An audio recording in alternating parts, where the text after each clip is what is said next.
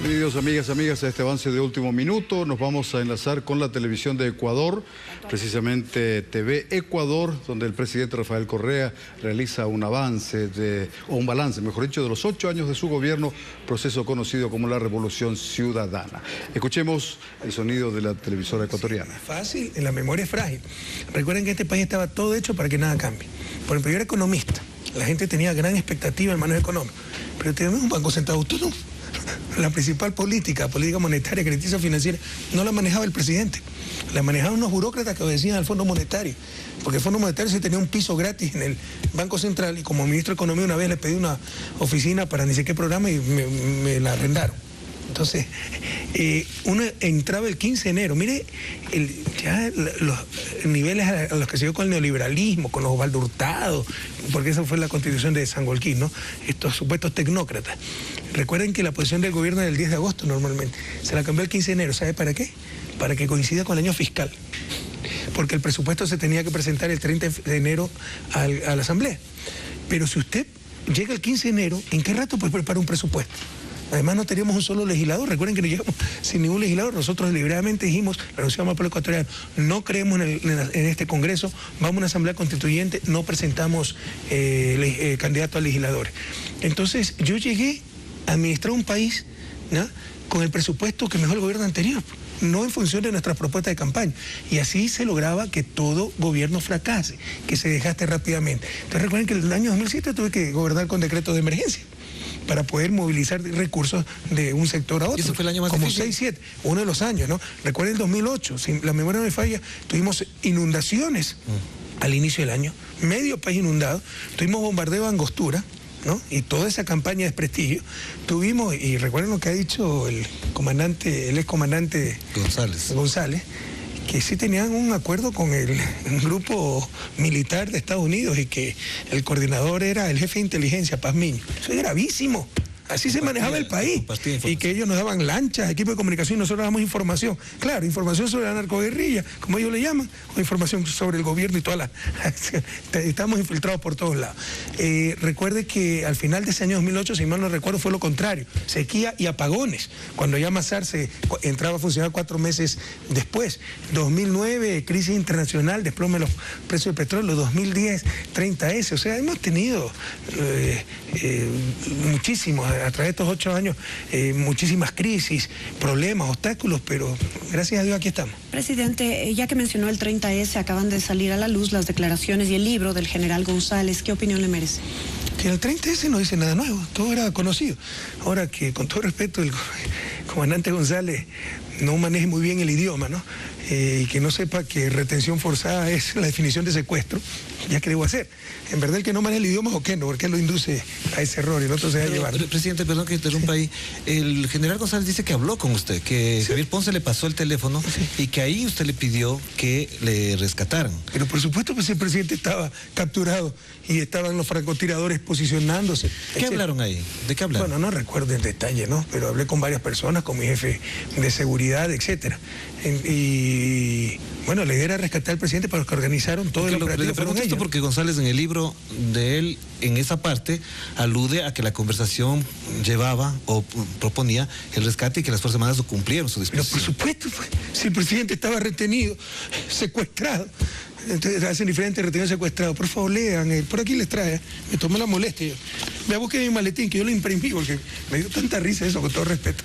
Ya, pásenme mi maletín y ya les muestro.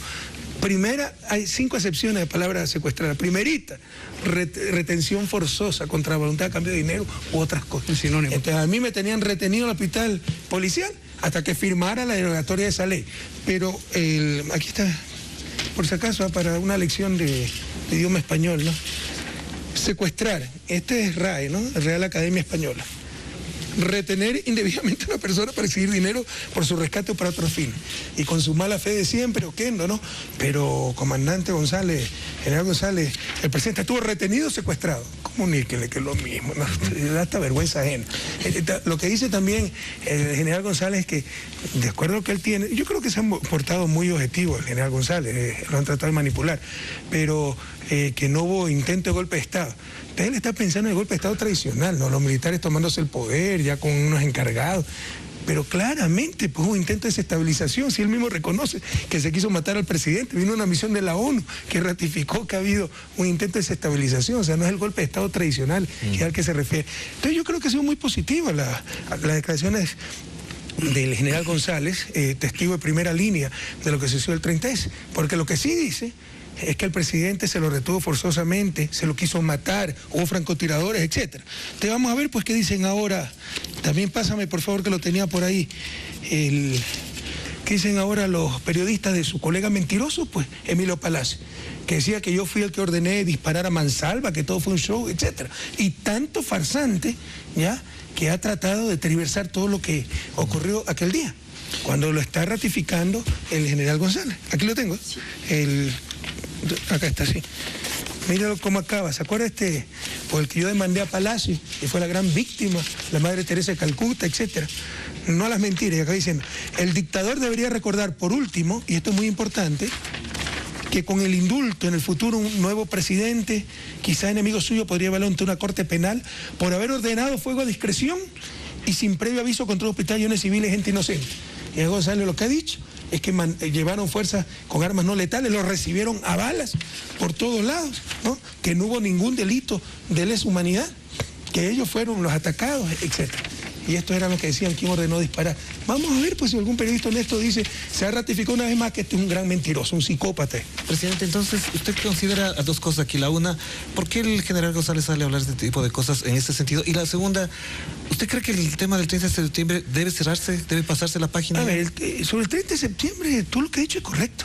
Lo ha tratado de tergiversar la prensa de siempre, ¿no?, para satisfacer. ¿Y no será que se está cuidando de él para futuras investigaciones? Pero si eso es concordante con lo que dice, por ejemplo, hay imprecisiones en lo que dice el general González, ¿no?, que mi jefe de seguridad, mis decanes me advirtieron no ir. Eso no es verdad.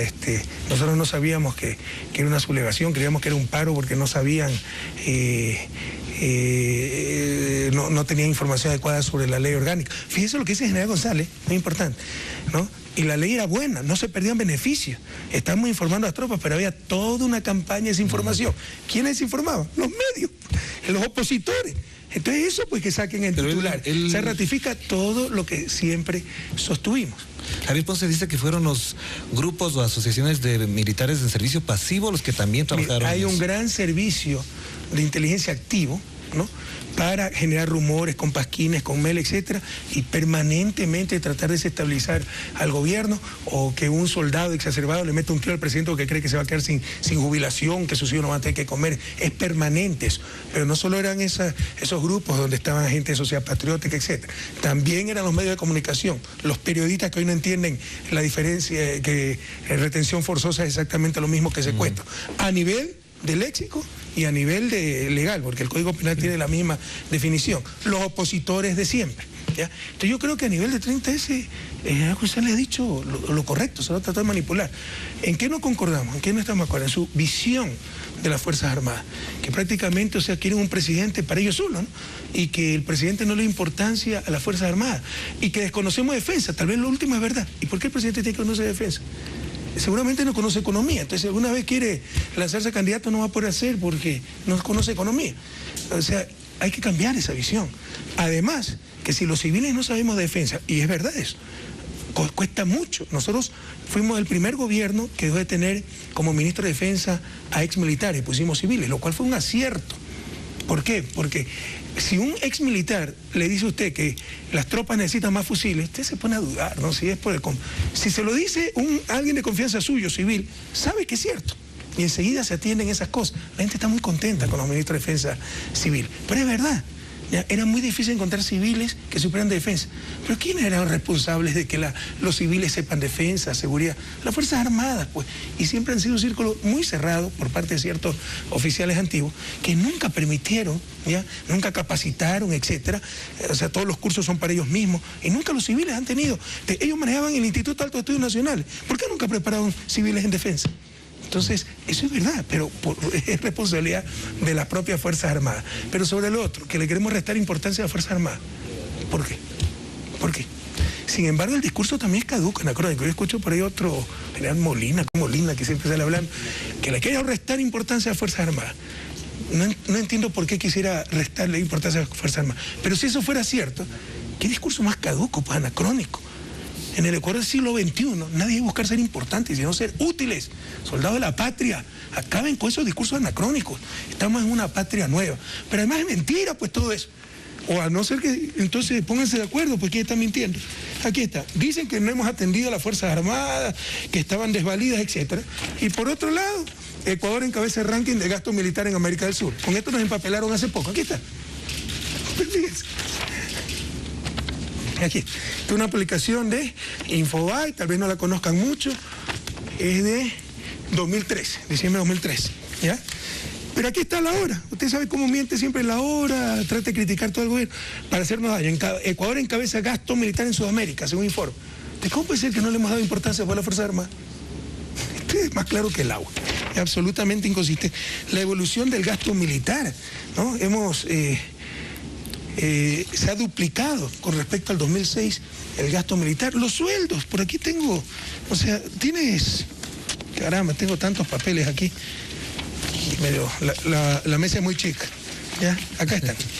Fíjese, no le hemos dado importancia a las Fuerzas Armadas. Pero un general del ejército, el máximo grado, en el 2006 ganaba $1.600. Hoy gana casi $5.500. Un general de brigada, $1.361. Un general de brigada, general, ganaba en el 2006 $1.300.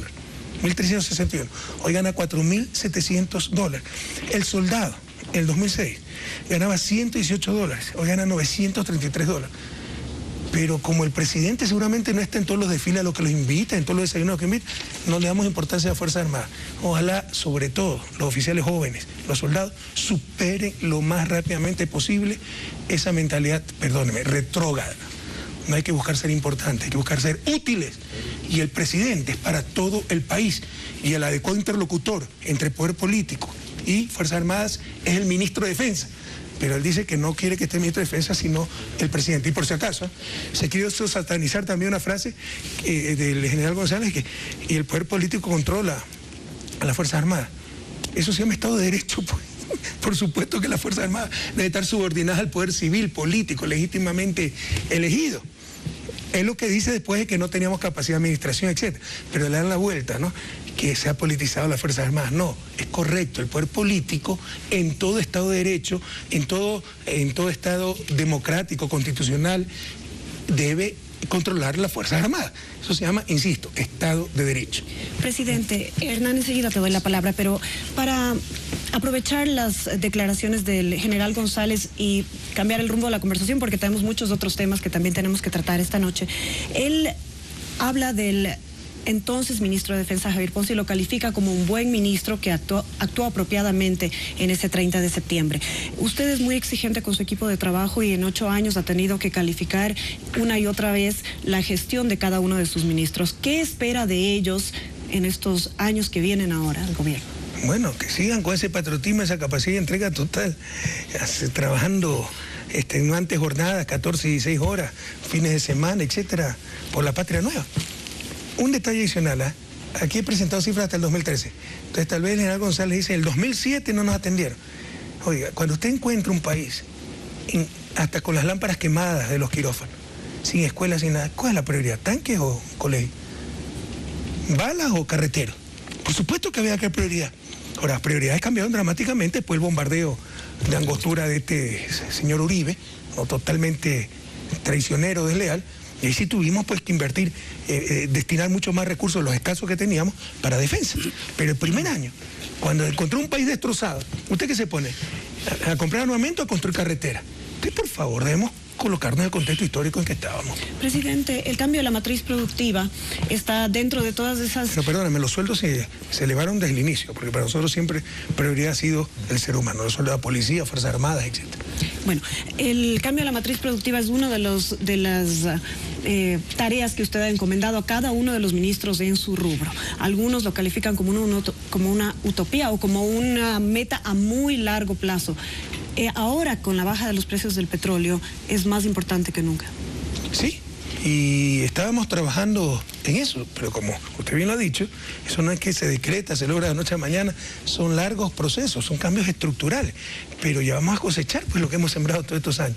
Por ejemplo, el 2016 eso es parte pues, del cambio de la matriz productiva, la matriz energética, y vamos a pasar de una matriz de energía eléctrica que apenas alrededor del 40% era de origen hidráulico, la mayoría era de origen térmico, e incluso una parte, cerca de un 10% se importaba, a una matriz de energía eléctrica casi con 95% de energía renovable, amigable con el medio ambiente, y vamos a ser exportadores de energía por primera vez en la historia. Entonces eso es un cambio pues, en la matriz productiva. Presidente, en una entrevista que tuve la oportunidad de hacer al secretario Pavel Muñoz y al ministro Guillaume Long, les pregunté que en palabras que entiendan todos los ecuatorianos, ¿qué es la matriz productiva? Para que puedan entender. Usted que habla de una forma tan didáctica, por favor explique. Cómo se estructura la producción de un país. Y básicamente nuestro país ha sido monoexportador, es decir, dependemos básicamente de un producto a través de su historia.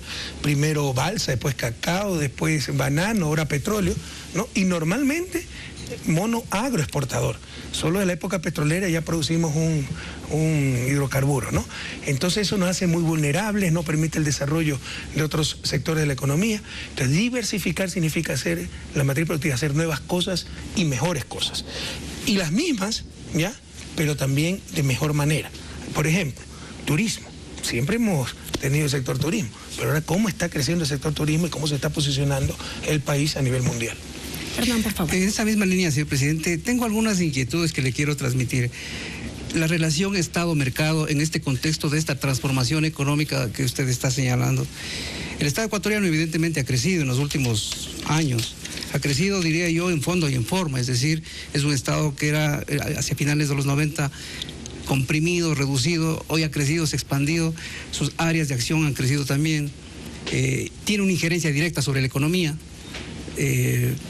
Y evidentemente es un Estado que demanda recursos para sostenerse y para moverse. Y el manejo de las finanzas, en base a lo que usted explicaba hace un momento, siempre están expuestas a shocks, a situaciones externas que pudieran afectar en un país dolarizado. Ahora bien, se plantea la matriz productiva, se plantea un cambio estratégico de aquí al futuro. Ese cambio estratégico, ¿cómo va a empatar? Bajo su concepción, ¿cómo empata Estado y mercado en esa ecuación? Primera cuestión. Y la segunda cuestión es que me sigue preocupando un poco el tema. Usted citaba hace un minuto los salarios, por ejemplo, de las Fuerzas Armadas, como también han subido los salarios de los profesores y maestros, han subido los salarios de los médicos. Es decir, nadie en su sano juicio podría oponerse a que eso sea así, que el salario, el poder adquisitivo de las personas suba en base a su trabajo. Pero hay un concepto que también usted ha esgrimido con frecuencia, el hecho de que los ingresos permanentes son los que tienen que sostener el gasto permanente. Es decir, que si los salarios que están comprometidos para Fuerzas Armadas, Policía Nacional, educadores, etcétera, tienen que tener una fuente de abastecimiento sostenible en el tiempo para que no exista fisuras. ¿Cómo se va a lograr todo esto en la medida en que tenemos una economía que todavía requiere producir más? Hay un agro que, a mi juicio, yo más o menos conozco el agro por cuestiones más bien de tipo personal, familiar, que está de alguna manera rezagado en el gran proceso de crecimiento hacia el futuro. Hay una empresa privada que está recelosa, que no apuesta, o que apuesta a medias, o que pone un pie y después el otro no lo pone, no arriesga, no invierte o invierte a medias. ¿Cómo mira todo este escenario, en definitiva? Mire, hagamos precisiones, el agro está mejorando mucho. O sea, era una deuda, le hemos puesto mucho énfasis. Tenemos como 400 millones, me parece, este año para invertir en el agro, ya los multipropósitos.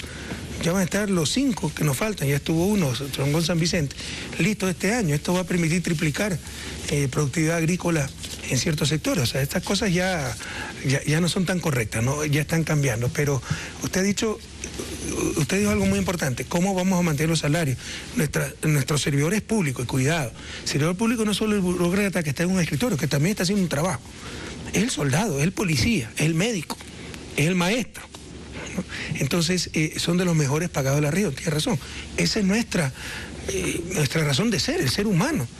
Tiene que tener un salario adecuado, un ambiente de trabajo adecuado, estabilidad laboral, etcétera. Entonces, nuestros servidores públicos pues tienen buenos niveles salariales y así debe de ser. pero debe ser sostenible, que es a lo que usted se refiere. Precisamente cuando yo me refería también a que nuestras finanzas públicas gozan de buena salud, es por esta relación, ingresos permanentes e ingresos permanentes. Ingresos permanentes es, para simplificar, sueldos y salarios. Ingresos permanentes, impuestos. Los ingresos permanentes cubren los ingresos permanentes. Eso es lo que nosotros llamamos, los libros de texto utilizan otros conceptos, el déficit estructural. Ese déficit estructural no existe, es superavitario, 2.2% del PIB en promedio. Este momento. Por eso le digo, o sea, las cuentas fiscales gozan de gran salud, porque lo que es ineludible, pues pago de sueldo y salario, se financia con ese ingreso permanente. ¿Dónde se verifica el déficit? Por el gran monto de inversión, porque necesitamos no solo hacer la inversión que nos corresponde, sino recuperar el tiempo perdido. Las escuelas, los centros de salud, los centros de desarrollo infantil, los institutos tecnológicos, puertos, aeropuertos, etcétera. Es decir, la inversión. Pero si la crisis se prolonga, ¿ya? Esa inversión se puede reducir. Usted no puede reducir sueldos y salarios. Esa inversión se puede postergar. Usted no le puede decir a un policía, espere nomás que en 6 meses le pago. Esa parte, ingreso permanente, frente a ingresos permanentes es superavitaria. Y bastante, 2.2% del PIB en promedio. Sobre la otra pregunta está, pero sin embargo, somos conscientes también de la situación. Por eso dentro de los recortes está gasto corriente como 500 millones, eso porque se planificaba hacer un incremento del 5%, la inflación fue alrededor del 4%, pero paramos ese incremento. Entonces quiere decir que se va a perjudicar un poquito este año. Nuestros servidores públicos, pero deben estar conscientes que creo que de lejos en la región andina son los mejores pagados. Y en este contexto de un año difícil, pues todos tenemos que poner de nuestra parte. Con respecto a la relación Estado-mercado, vea, nosotros somos socialistas del siglo XXI, izquierda moderna. O sea, el gran error de la izquierda tradicional fue negar el mercado. El mercado existe, el mercado es una ley económica. Incluso el mercado puede ser un buen asignador de recursos, no siempre. Algunas veces es un desastre como asignador de recursos. Para que sea un buen asignador de recursos, uno de los requisitos fundamentales es una adecuada distribución del ingreso. Que todos más o menos tengan la misma capacidad de compra, que el ingreso, lo que se paga por una mercancía refleje realmente la utilidad social de esa mercancía. Cuando hay mala distribución del ingreso, los precios reflejan cualquier cosa. Y ustedes saben que América Latina es la región con peor distribución del ingreso del mundo. Pero bueno, ya son otras consideraciones aquellas. En todo caso, el mercado puede ser hasta un buen asignador de recursos. ¿Cuál es el grave error? Mercados dominando sociedades, vidas, personas. Todo en función del mercado, no el mercado en función de la sociedad. Socialismo del siglo XXI, una de las premisas, es la sociedad gobernando los mercados. ¿Ese socialismo es posible? Bueno, lo estamos ejecutando. Dable a largo plazo. Pero si lo estamos haciendo con un éxito enorme, reconocido a nivel mundial. En todo caso, esto ha servido para que algunos traten de decir que, más la inversión pública tan grande, que no queremos inversión privada. Deberíamos estar chiflados, pues ¿para qué? Aquí se le puede ocurrir el siglo XXI. Es más, el sector privado debe ser el mayor generador de producción y empleo, valor agregado y empleo en este país. Y ha respondido. Pero ¿qué pasa? Hay una clase empresarial que no tiene lógica empresarial, tiene lógica política. Siempre dominaron los gobiernos. Y como no domina este gobierno, se pasan criticando a este gobierno. Y además la inconsistencia, ¿no?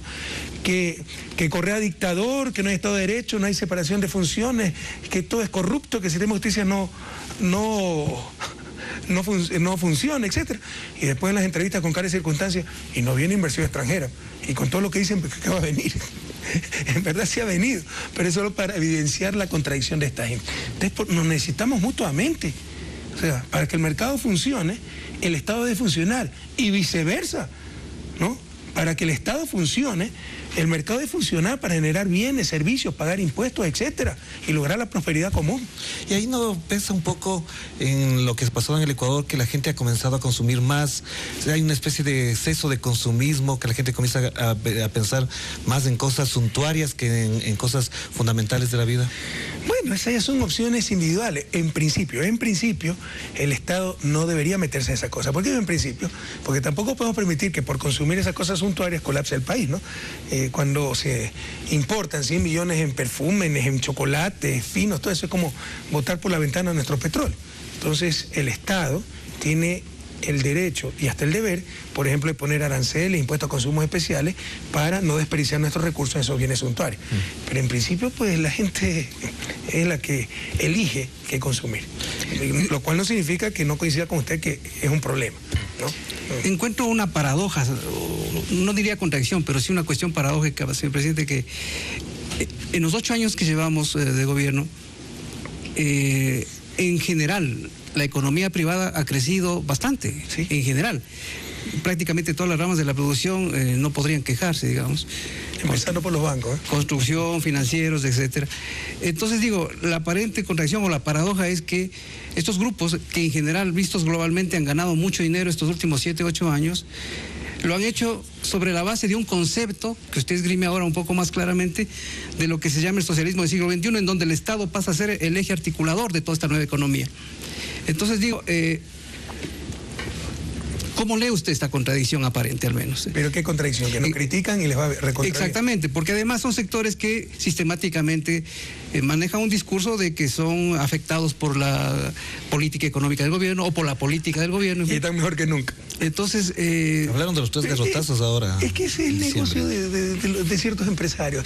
Es parte de la cultura latinoamericana, hay que reconocer, son los empresarios. Quejarse, victimizarse. Entonces, y claro, los altísimos salarios, sí, y los bajísimos costos de energía, y no dice.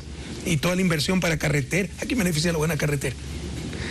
La energía más estable, puertos, aeropuertos, los impresionantes avances en Internet, en tecnología de información y comunicación. Todo eso nos ha hecho mucho más competitivos. Ahí no dicen nada, pero si subimos el salario, ahí está, ya no somos competitivos. Yendo más allá, señor presidente, ¿qué se requiere entonces para que la empresa privada decididamente invierta en el país y cree más empleo y genere más riqueza, etcétera? Tener un gobierno que se someta a sus caprichos, pues eso no va a pasar mientras yo sea presidente. Porque los verdaderos empresarios, puede ser que no compartan ideología con nosotros, etcétera, pero están muy contentos con el gobierno, pues les va mejor que nunca. Pero hay otros que no son empresarios, son políticos. O sea, su estrategia no ha sido crear empresas, rentabilizar esa empresa, ser eficiente. No, ha sido controlar el poder político.